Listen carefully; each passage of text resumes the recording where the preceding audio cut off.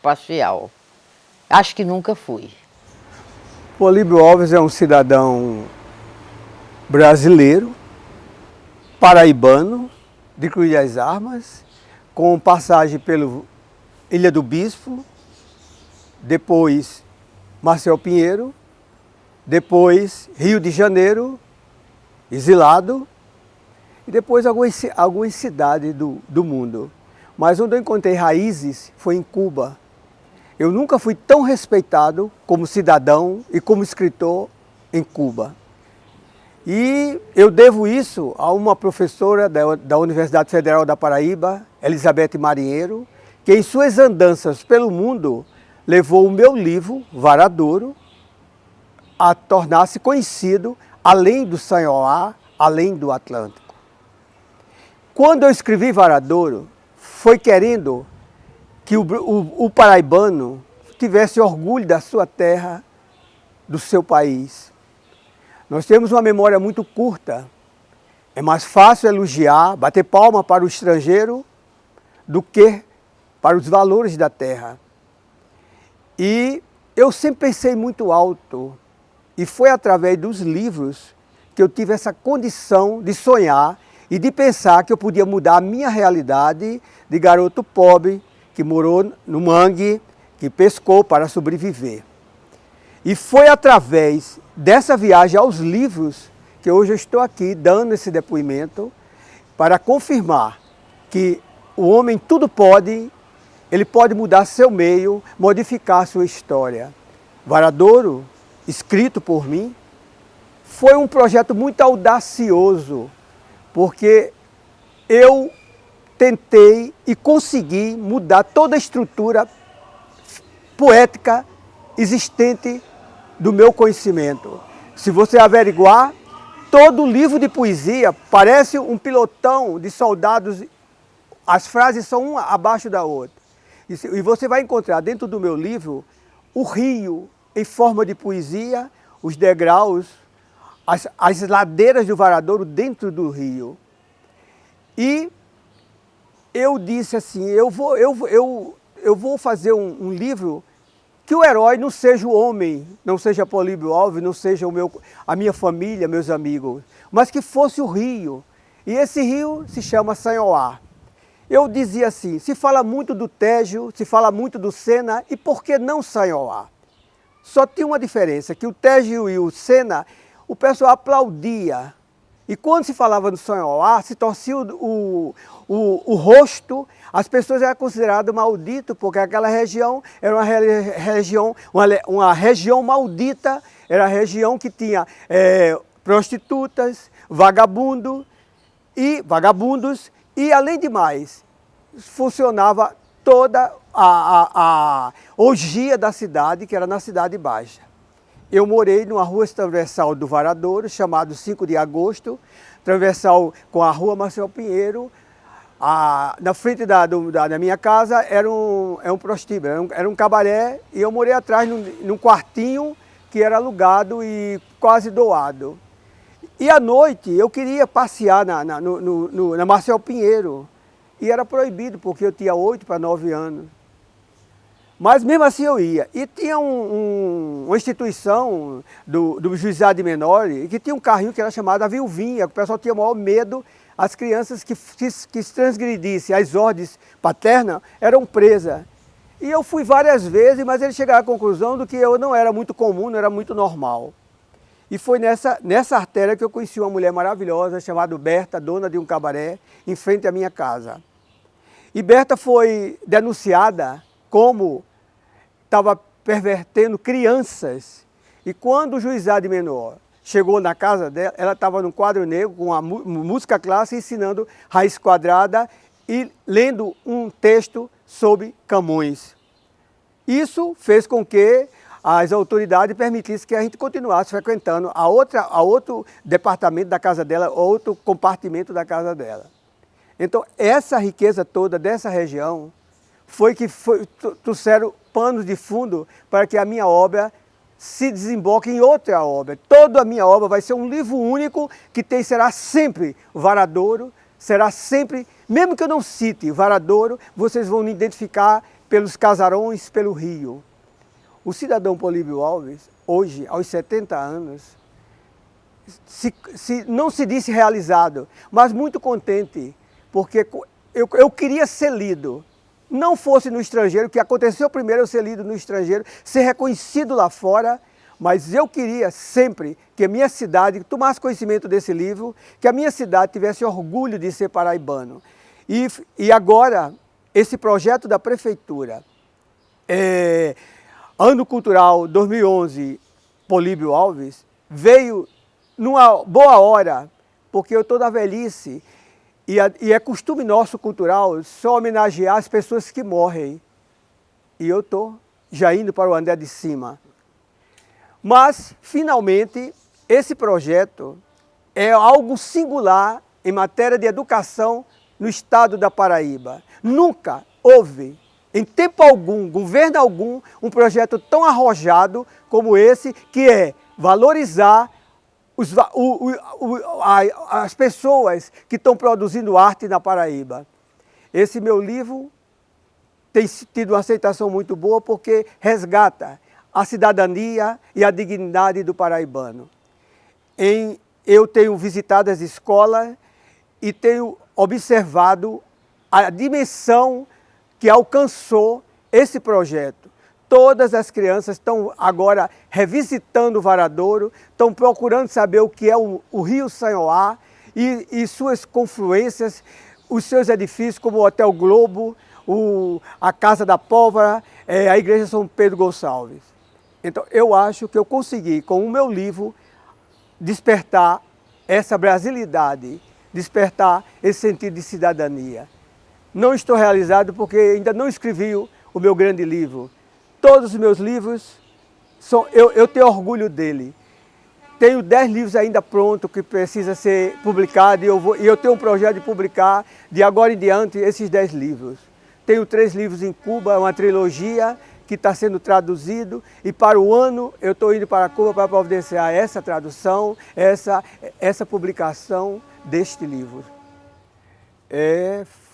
Foi uma emoção muito grande quando eu tomei conhecimento de que seria sido escolhido para o Ano Cultural 2011 e o meu livro Varadouro seria o tema das escolas.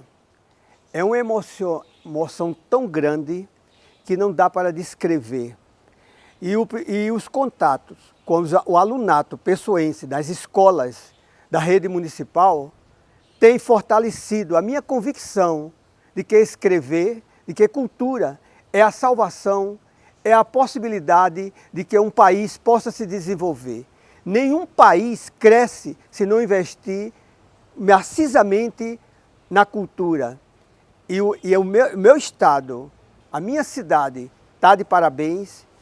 O pessoal da Secretaria de Educação e Cultura, as escolas da rede municipal, os professores, estão todos de parabéns e a minha gratidão é imensurável, não há como dizer, medir a emoção. Cada dia é uma emoção nova, cada visita é um aprendizagem. Basta dizer a você que eu cheguei numa determinada escola e as crianças pesquisando o livro Varadouro, escreveu outro Varadouro, outro olhar. Eu descobri coisas através dessas crianças que eu estou realmente encantado. Isso é muito bom para o autor, isso é muito bom para que eu possa me fortalecer cada dia mais como operário da palavra, como escritor e como poeta. Olha, com a descoberta de Varadouro pelo alunato pessoense das escolas municipais de João Pessoa, eu descobri, através das crianças, valores imensuráveis. Crianças poetas, crianças artistas plásticos, músicos. Então, o que é isso? Esse projeto aproxima as crianças da cultura e desperta dentro de si esses valores que às vezes estão adormecidos e que precisam ser realmente estimulados. Esse projeto tem estimulado essa vertente cultural nas escolas da rede municipal de ensino da cidade de João Pessoa. Eu sou talvez um caso singular. Eu não frequentei escola. Até os 10 anos eu não frequentava escola. Mamãe era enfermeira de Paz e Coitim, saía de manhã, de 5 horas da manhã e voltava às 8 da noite. E quando ela retornava do trabalho, ela ia me alfabetizar. E na Ilha do Bispo, aos 6 anos, tinha uma escola de fundo de quintal, nossos vizinhos. E a professora, eu fui aos poucos chegando na escola, e daqui a pouco eu estava dentro da escola, e a professora se surpreendeu, porque minha mãe me ensinou História e Geografia através de um livro chamado Atlas, um livro grande, e isso fez com que eu fosse ser ajudante da professora.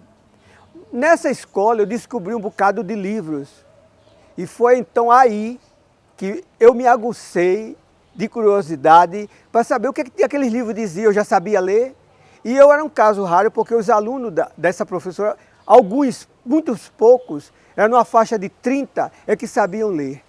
E a professora começou a me ensinar livros, me prestar livros para eu ler, e eu comecei a acreditar que através da leitura eu podia modificar a minha realidade de garoto pobre, de garoto que não tinha dinheiro para frequentar a escola, pagar uma escola.